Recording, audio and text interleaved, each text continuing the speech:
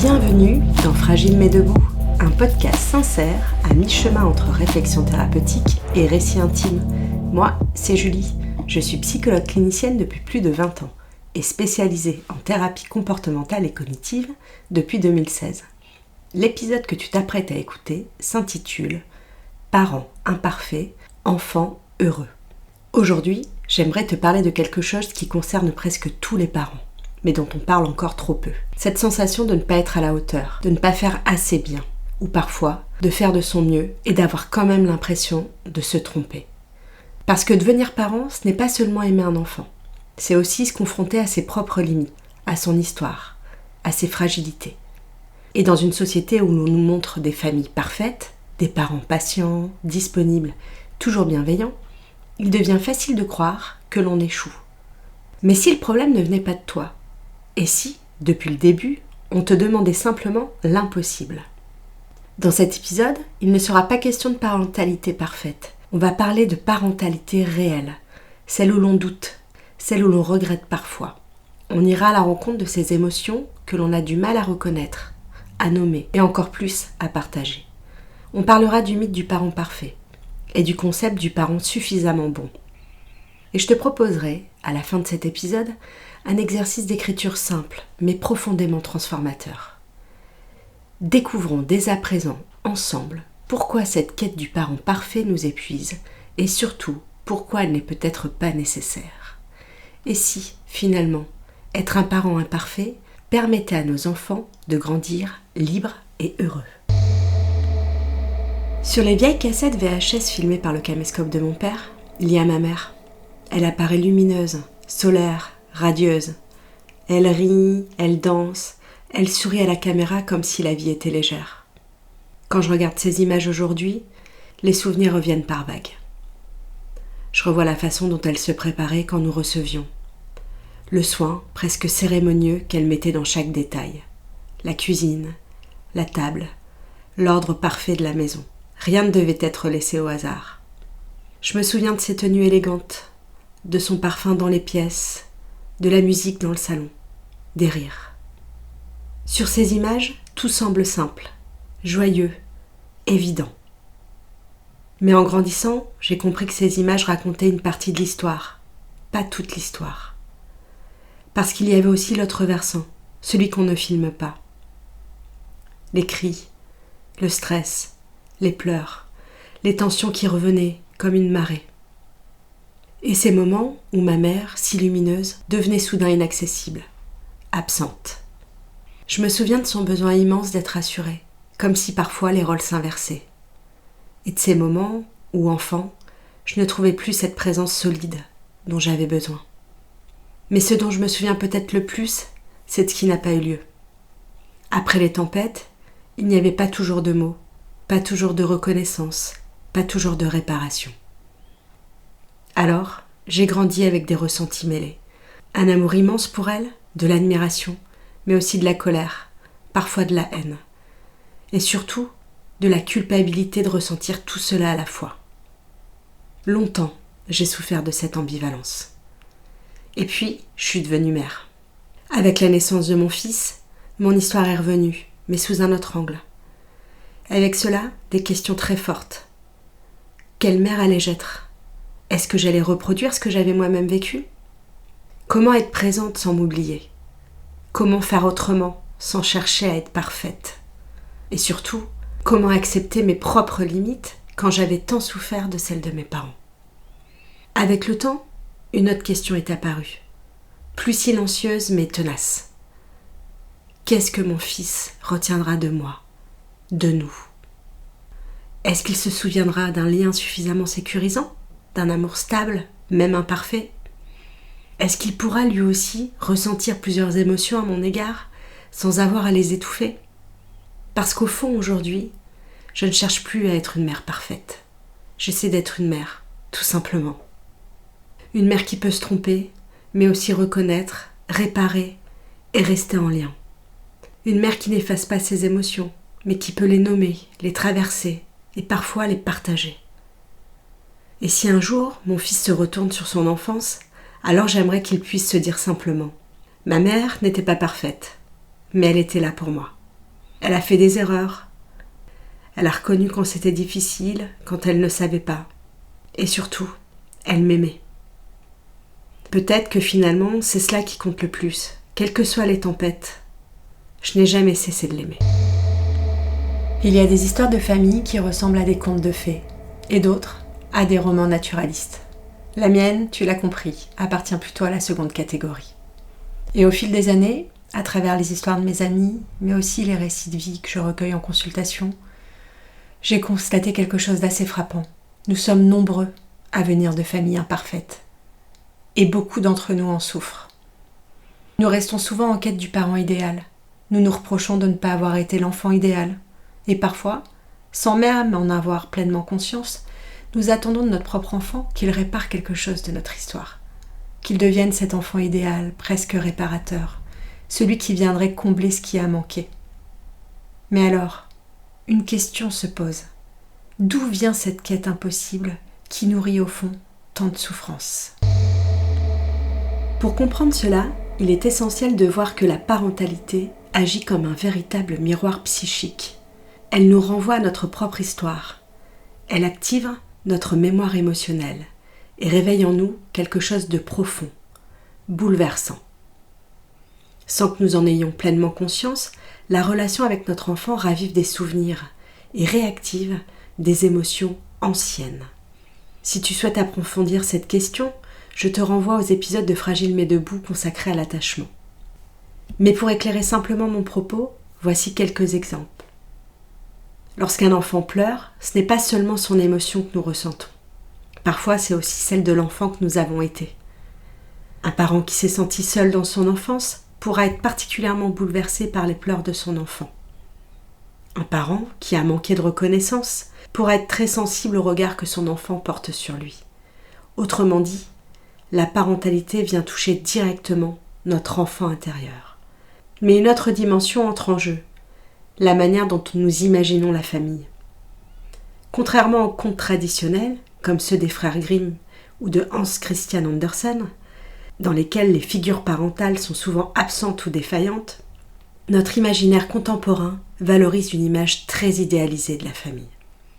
Une famille où les parents protègent, comprennent, rassurent presque toujours. Un amour parental constant, inconditionnel, parfaitement sécurisant. Ces représentations ont une fonction rassurante, elles sont même nécessaires pour l'enfant. Mais elles peuvent aussi créer un idéal presque impossible à atteindre. Car dans la réalité, les parents sont avant tout des êtres humains, avec leurs failles, leurs limites. Et lorsque l'on a grandi dans une famille où ces fragilités existaient, sans jamais être connues ni nommées, une peur peut émerger avec force, celle de reproduire ce que l'on a soi-même vécu. Cette peur est compréhensible, mais elle peut vite devenir une pression immense. À force de vouloir faire autrement, certains parents finissent par se surveiller en permanence, se juger durement et douter de chaque décision. Ils tombent alors dans un piège très courant, le mythe du parent parfait. Aujourd'hui, la parentalité est partout, dans les livres, les podcasts, les conseils, les réseaux sociaux. Elle est observée, commentée, parfois même disséquée. Et avec elle, des injonctions souvent contradictoires, venant de proches, de professionnels, parfois même d'inconnus. On nous fait croire qu'un bon parent doit être patient, disponible, bienveillant, équilibré, épanoui, tout le temps. Autant dire que cette quête est impossible, et surtout profondément épuisante. Parce que aucun parent, aussi aimant soit-il, ne peut être parfaitement disponible et ajusté en permanence. C'est impossible. Et tenter de s'y contraindre fait émerger des émotions dont on parle très peu. La colère, l'angoisse, la tristesse, la honte et parfois même du regret. Lorsque ces émotions restent tues, elles nourrissent une culpabilité parentale intense. Une culpabilité encore renforcée par le décalage entre la réalité du quotidien et ce que l'on croit voir chez les autres. Mais en réalité, ce que l'on observe, ce sont des fragments de vie, des instants choisis, des moments que l'on vit, nous aussi, mais qui sont souvent noyés dans le quotidien et rapidement effacés par notre cerveau. Car notre cerveau a tendance à se focaliser sur ce qui ne va pas. C'est ce qu'on appelle le biais de négativité. Et ce biais renforce le sentiment d'incompétence, la frustration, la tristesse, et peut, dans les cas les plus extrêmes, conduire à un épuisement profond, voire à un burn-out parental. Pour te libérer de ces injonctions, j'aimerais partager une idée profondément libératrice de Donald Winnicott. Les enfants n'ont pas besoin de parents parfaits. Ils ont besoin de parents suffisamment bons. Des parents qui acceptent que la relation soit vivante, faite de moments d'harmonie, mais aussi de tension, de maladresse, de réajustement. Selon lui, 3 choses comptent particulièrement dans la relation parent-enfant. La première, la sécurité émotionnelle. Un enfant n'a pas besoin d'un parent parfait, mais de sentir que quelqu'un est là pour lui, sur qui il peut s'appuyer dans les moments difficiles. La deuxième, la capacité à réparer. Ce qui compte, ce n'est pas de ne jamais se tromper, mais c'est ce qui se passe après. Quand un parent peut dire « Je me suis énervé, je suis désolé, ce n'est pas de ta faute ». L'enfant apprend quelque chose d'essentiel. Les relations peuvent être abîmées, mais elles peuvent aussi être réparées. La troisième, l'authenticité. Les enfants ont besoin de parents capables de reconnaître leurs émotions, leurs limites, tout en restant en lien avec eux. Car au fond, les enfants apprennent surtout en nous observant. C'est ce que le psychologue Albert Bandura a appelé l'apprentissage vicariant. Derrière ce terme un peu technique, il y a une idée simple. Nos enfants n'apprennent pas seulement à partir de ce qu'on leur dit, ils apprennent surtout à partir de ce qu'ils voient. Ils observent la manière dont on se parle, dont on gère nos émotions, dont on traverse nos difficultés. Ils voient comment on réagit quand on se trompe, comment on se relève et comment on se traite dans des moments de doute. Au-delà des mots, la transmission est avant tout comportementale. C'est à travers ces petits moments du quotidien qu'ils construisent, eux aussi, leur manière d'être au monde. Alors peut-être que le véritable enjeu n'est pas de devenir un parent parfait, mais d'apprendre, peu à peu, à porter sur soi un regard plus juste, plus bienveillant. Prendre le temps de cultiver cette bienveillance envers soi-même pour mieux la transmettre à son enfant. Parce que la manière dont tu te traites aujourd'hui deviendra la manière dont ton enfant se traitera demain. Et peut-être que la véritable transmission est là, non pas dans la perfection, mais dans la façon dont on accepte d'être humain. Fragile, mais debout. Avant de nous quitter, une fois n'est pas coutume, j'aimerais te proposer un exercice simple, mais souvent très puissant. Il s'appelle « Lettre aux parents imparfaits que j'ai été ». L'idée est d'écrire une lettre, mais pas à ton enfant, une lettre à toi-même. À toi, le parent que tu as été dans ces moments où tu as douté, dans ces moments où tu t'es senti dépassé, ou dans ces moments où tu as eu l'impression de ne pas être à la hauteur. Tu peux commencer simplement par ces mots.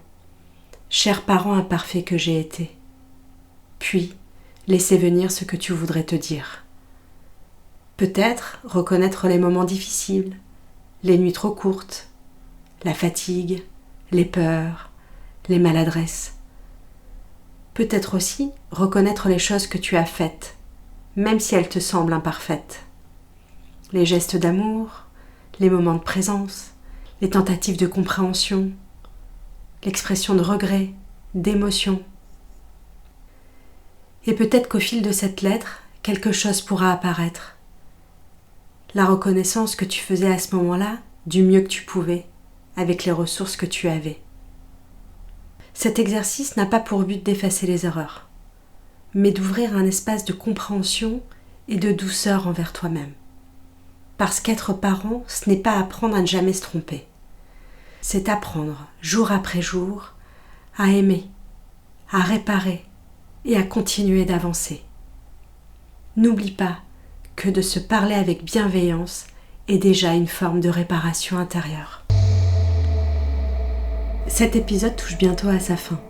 Tu l'auras compris, la parentalité n'est pas un état que l'on atteint, mais un chemin que l'on parcourt. Un chemin sur lequel parents et enfants apprennent, se rencontrent et évoluent ensemble. Peut-être que tu ne deviendras jamais le parent que tu avais imaginé être. Peut-être qu'il y aura encore des moments de doute, de fatigue, d'impatience. Peut-être même que certaines de tes erreurs laisseront des traces. Mais la réalité, c'est qu'aucun parent n'échappe à cela.